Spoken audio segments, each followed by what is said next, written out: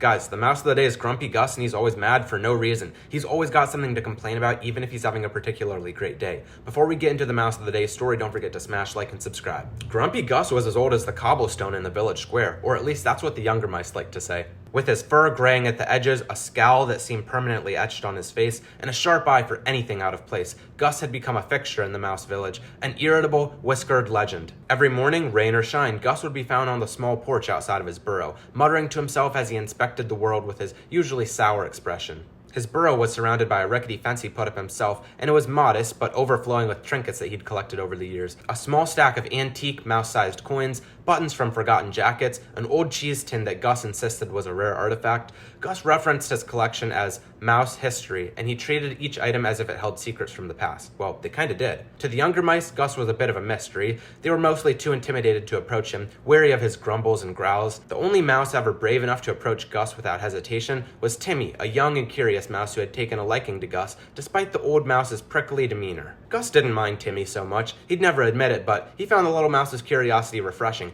even if he'd occasionally snap, "Bah, don't you have somewhere else to be, kid?" One chilly autumn afternoon, Timmy found a small, tarnished coin half buried under a pile of leaves and immediately thought of Gus. Clutching the coin in his paw, he rushed over to Gus, nearly tripping over his own tail in excitement. Mr. Gus, look what I found," Timmy squeaked, holding the coin up for him to see. Gus squinted down at the coin, a tiny glimmer of interest beaking through his scowl. Let me see that." He took the coin from Timmy's paws, inspecting it closely, turning it over a few times with a furrowed brow. His eyes widened slightly, though he tried to hide it. "Well, would you look at that? This here is an old coin from the mouse market, way back before your parents were even born." Timmy's eyes grew wide with excitement. "Really? Do you think there are more coins like it around here?" Gus grunted, handing it back. Who knows? It's not like they just leave these things lying around, but I'll tell you something. There's history all over this village if you know where to look." Timmy looked up at Gus, his small face full of admiration. "Could you show me, please?" Gus huffed, crossing his arms. Not in my old age." But as he looked down at Timmy's eager expression, something softened in Gus. He'd spent years collecting bits and pieces of history, but he'd never shared them with anyone before, and perhaps, just this once, he wouldn't mind a little company. "Oh, fine," he huffed, "but don't go expecting any stories, all right? We're just looking for artifacts, got it?" Timmy nodded eagerly, his tail twitching with excitement. So for the first time in years, Gus left his stoop and shuffled down the cobblestone path, Timmy following close behind. Gus led him to the old bakery, now closed, with faded paint peeling off the walls. "This here used to be the heart of the village," he muttered. "Mice would come from all over just to get a taste of some of these pastries. Nothing ever tasted like them since." Timmy listened, his eyes wide, as Gus pointed out different spots around the village. The old meeting square where mice once gathered for festivals, the ancient stone well that had been around since Gus's grandfather was a young mouse. As they walked, Gus found himself talking more and more, the memories flooding back to him as he shared stories he hadn't thought about in years. At one point, they stopped by the oldest tree in the village, its bark gnarled and twisted, with roots that had pushed up through the cobblestone path. "See this here? This is where I asked your grandmother to dance at the spring festival back when I was barely older than you." Timmy's mouth dropped open. "You danced? Really?" Gus had a faint smile. "I wasn't always an old and grumpy mouse, you know. There was a time when I could dance with the best of them." By the end of the tour, Gus had led Timmy to nearly every corner of the village, showing him all the best spots. The old mouse was surprised to find himself feeling lighter, almost happy. Seeing Timmy's excitement and curiosity had rekindled something in him that he hadn't felt in a long time. Timmy reminded him a lot of his grandson, who he thought maybe he should reconnect with now.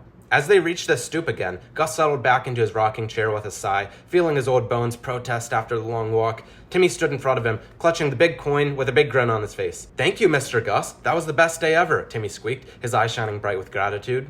Gus grumbled, waving a paw. Yeah, it's no big deal, kid." As Timmy scampered off, Gus couldn't help but smile. For the first time in years, he had felt at least a little bit of warmth in his heart, and it had nothing to do with the afternoon sun. The next morning, just as Gus was settling into his usual grumbling routine on the porch, he heard the unmistakable sound of tiny paws scurrying up the path. He looked up to see Timmy again, this time with two of his other friends. Mr. Gus, Timmy called, his eyes bright with excitement. "I told Chip and Nettie about the tour yesterday, and they wanted to hear more about your mouse stories." Gus's scowl deepened, though. He was a little bit happy to hear that Timmy enjoyed his stories so much. The two other mice looked up at Gus with wide, eager eyes, holding their small notebooks and pencils as if they were ready to take notes on whatever he said.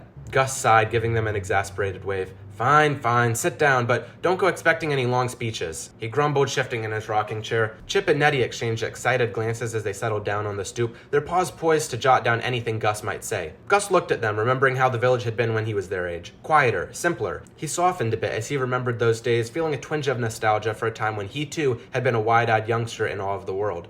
"All right," he began, clearing his throat. "Back when I was a young mouse, the village was a lot smaller, but busier too."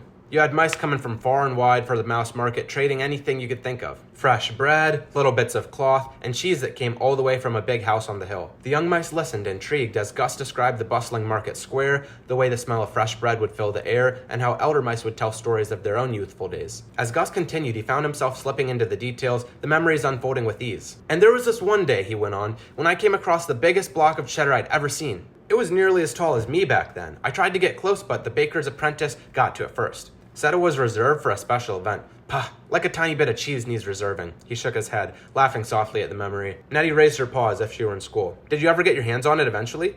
Gus chuckled. "Not even a nibble, but I'll tell you, that cheddar was the talk of the market for weeks. Some say it ended up being a part of a grand feast for a mouse wedding in the next town over." The youngsters were wide-eyed, captivated by Gus's tales of the old days. Before long, even more mice gathered around, curious to hear the stories of the village's history from this cranky old mouse who knew it all. Gus tried to pretend like he was annoyed by the attention, grumbling about nosy youngsters, but he secretly was very happy to tell them his stories. In the following days, Gus led even more mice around tours around the village, showing them places that they'd seen 100 times but never thought to ask about.